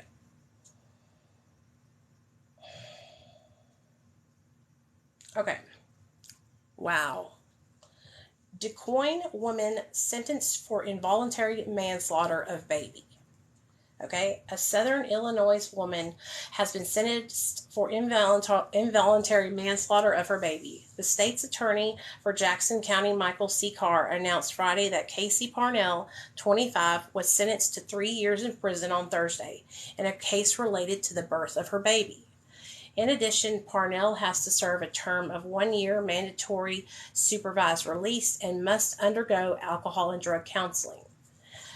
At Parnell's plea in March of 2013, she admitted that she gave birth to her baby into a toilet at a crack cocaine party and thought it was dead.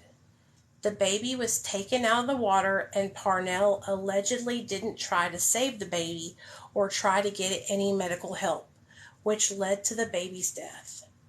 The baby died of hypoxia asphyxiation, according to a forensic pathologist, which was caused by the baby being wrapped in a towel and put in a garbage bag.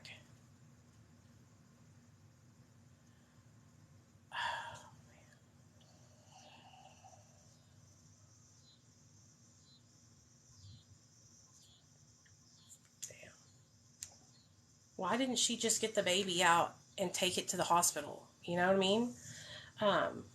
I want more details, you know? I want more details. Who is Casey Parnell? What exactly happened in the murder of child Lynn Casey? Okay. Casey Parnell gave birth to a baby at a crack party and threw it away on January 22nd, 2011. Casey received 3 years. She was also sentenced to 1 year. She's trending on TikTok after placing her newborn baby, Gabrielle, in a trash bag after giving birth to him. Oh, Gabriel, after giving birth to him in January 2001. Casey admitted in her plea that she gave birth to her kid in a toilet at a crack cocaine party and feared it was dead. The baby was pulled from the water, and Casey did not attempt to save the child or seek medical attention, which resulted in the baby's death. According to a forensic pathologist, the baby died of asphyxiation because it was wrapped up in the towel. Her careless behavior killed the baby accidentally. She waited 6 hours after suffocating her infant before contacting law enforcement. She finally called the cops after her roommate threatened to phone them if Parnell didn't.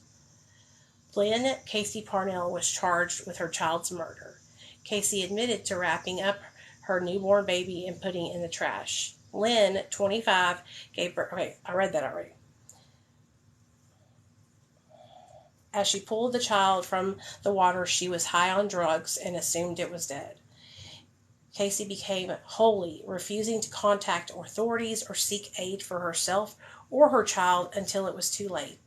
She covered her infant in a towel and placed it in a rubbish bag, assuming it was dead. She attempted to cover up the death of her newborn kid, but was caught. She was then imprisoned for 3 years for manslaughter with no bond reduction request. Many people were curious about Casey's husband and family after she became famous for the murder. Casey may or may not have been married, as nothing is known about her personal life. Her family facts are likewise vague because little information is available. Casey does not seem to be on any... Oh, yes, she is now. Damn, dude. All she had to do, if she had that baby while she was at the crack house, all she had to do was call 911 and hand the baby over to the EMTs. Do you know what I'm saying?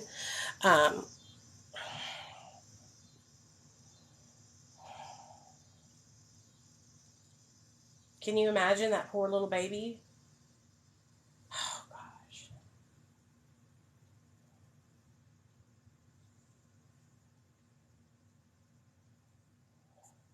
Really? She makes money on here? Let me look her up. Hold on. Has anybody covered her case on here on TikTok? Have you ate lunch yet? No? Okay, let's make lunch. Okay. I'm making me a bell pepper sandwich again. So we have a bell pepper sandwich. Okay.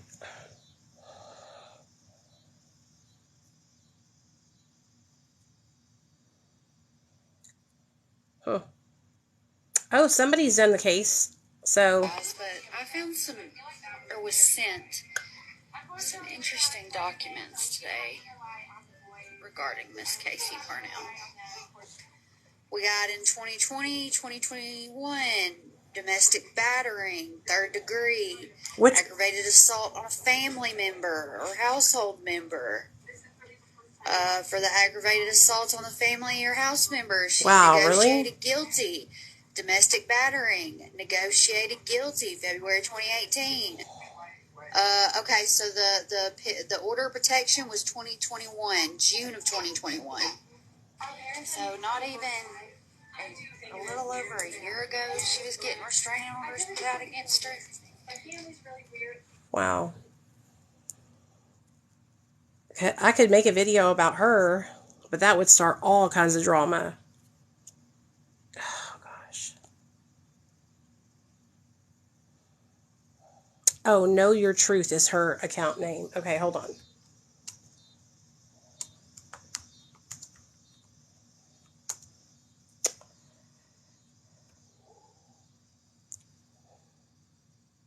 Yeah, and I don't want to do that. You know what I mean? I wish I could, but I don't want those people coming to my shit. You know what I'm saying? It brings people that I would not want over here, you know? Oh, yeah. Well, now I can't find her. Damn, dude, that's fucked up. There's also another girl on here, y'all, named Brooklyn, and a lot of people are saying that she killed her baby, too. Let's look her up. She even said that she was high and that people are, holding it against her because she was high. Did y'all see that? Her name is Brooklyn, but she goes by Shoot.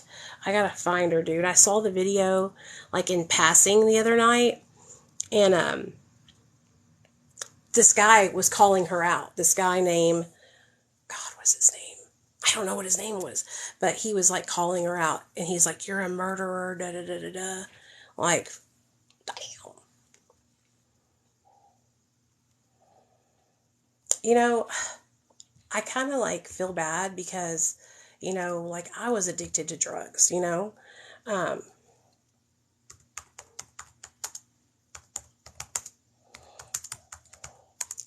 Could that have happened to me? Could I have done that, you know? Like, I don't know. I don't think I could have done that, you know?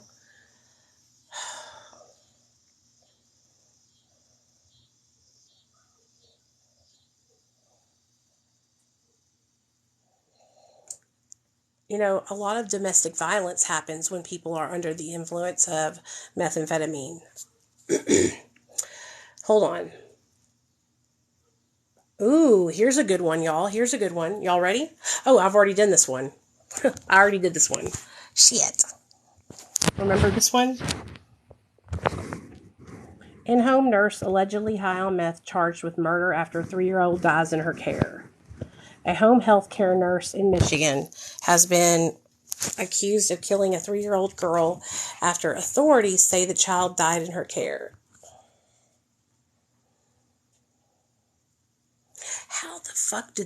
How did anybody let her watch their kid? Y'all saw her picture. Like, she looks like she's on drugs, you know? Like, why would you let the...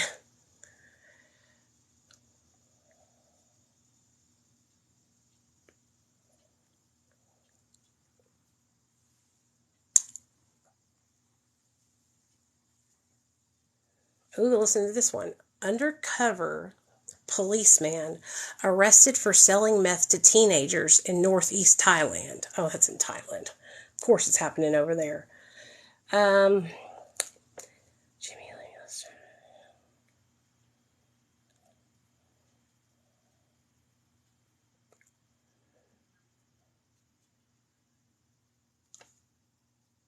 This is in Arkansas, y'all. Listen to this.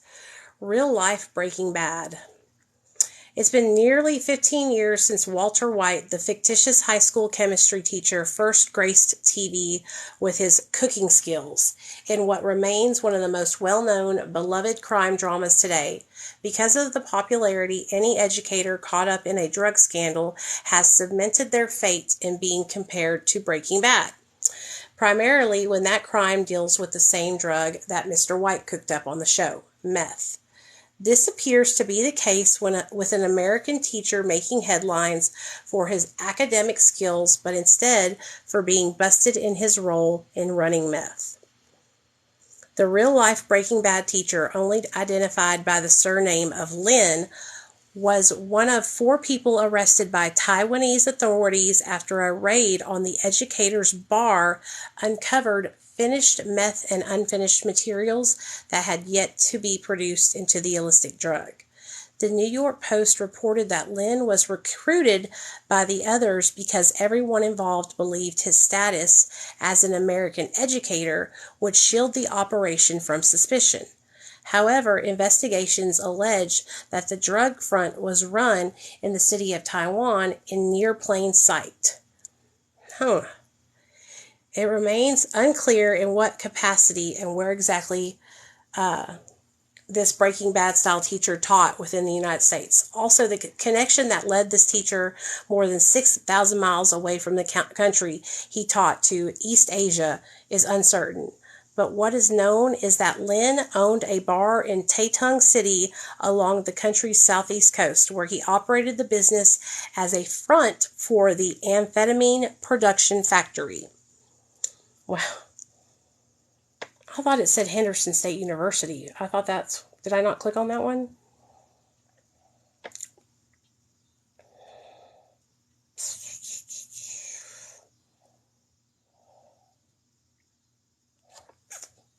Yeah, this is the one I want to watch.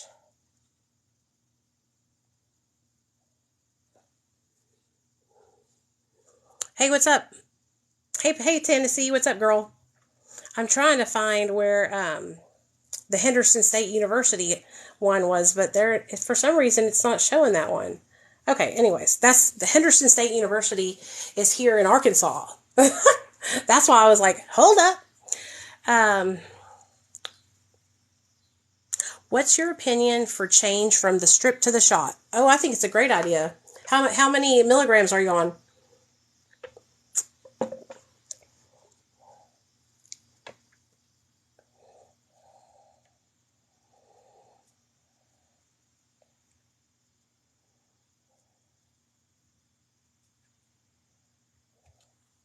So a lot of people, that are on Suboxone strips, they struggle to take their medication every day, or take it as prescribed, or they're tired of being on it and taking a medication every day. So getting on something like Sublocade is amazing. So everybody I know has had a really positive experience with it. So if you are on the 8 milligrams, I think that they will give you the 300 milligram shot. And then, sorry about that. You can take that shot like a couple times, and then they'll lower it to 100 milligrams. And you take that a couple times, and then you can just stop. And it's supposed to slowly leave your system over an extended period of time.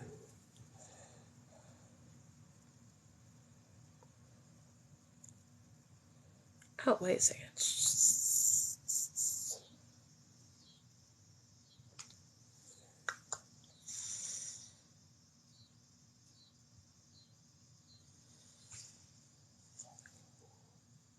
Yeah, they say it's easier to taper on the shot. Yeah, that's what I've heard too.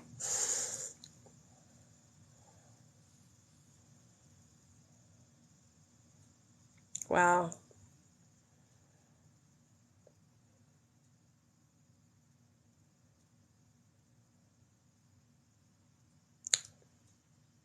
I'm trying to find a true crime case to post on my other page. Sorry, y'all.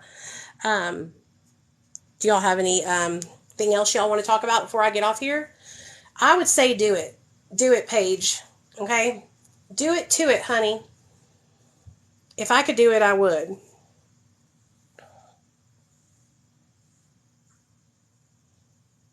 I think it's a great idea. You know what? I need to get another tattoo, y'all.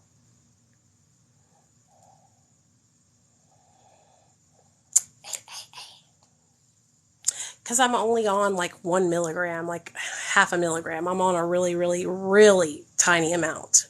So that's why. So there's not a small enough dose of the shot for me. If they were to give me that 100 milligram shot, whew, it would mess me up, honey. I would be sick as a dog.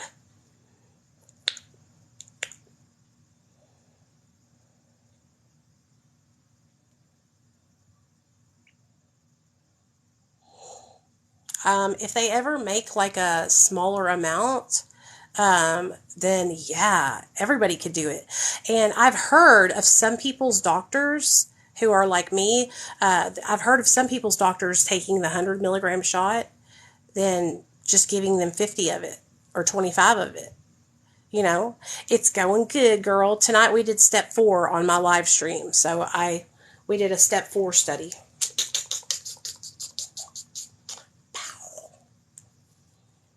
Life is good, honey. Life is good. The only thing that's been going bad is the harassment that I get from the stupid people. Other than that, life is good.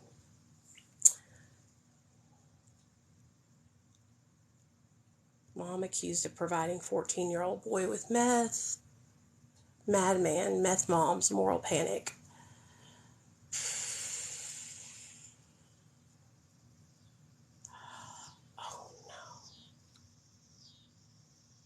Listen to this one, you guys.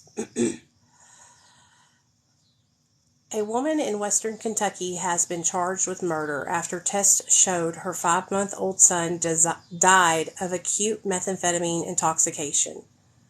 Shaylin Curtis of Trigg County was initially charged in the case with abuse of a corpse last October. Police said at the time that Curtis's son had died during the night for an unknown reason. She took him to a friend's house, then drove back home, wrapped him in a blanket, and put him in the attic. Curtis didn't make an effort to call 911 or get help for the infant. Friends who were concerned about him called authorities.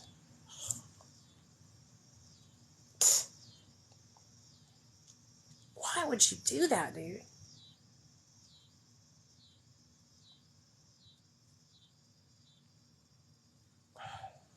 Here's another one.